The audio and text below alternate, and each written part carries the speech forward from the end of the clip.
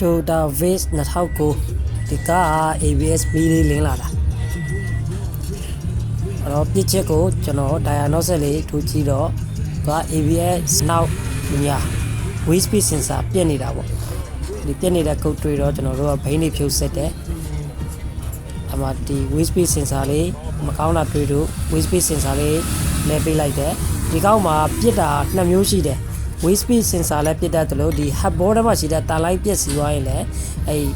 ABS မီလင်းတတ်တယ်ဒါကတော့ wheel speed sensor ပြက်သွားလို့ပြန်လဲပေးလိုက်တဲ့အနေထားဂျပန်က wheel speed sensor လေးတစ်ခုနဲ့ပြန်လဲပေးပြီးတော့တေချာလေးတက်ပြီးတော့ပြန်ဆန်းတယ်ဒီဂျပန်ကားတွေကတခုကောင်းတာသူက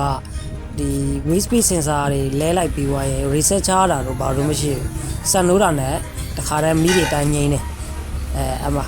စံလို့ကြည့်လိုက်တယ်မီးတွေအကုန်ငိမ့်တယ်အဲ့ဒါအားလုံးအဆင်ပြေသွားပါပြီ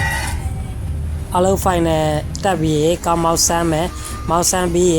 ကားအလို့ရပါပြီအဆုံးထိကြည့်ရှုပေးတဲ့အတွက်အားလုံးကိုကျေးဇူးတင်ပါတယ်အားလုံးအဆင်ပြေကြပါစေ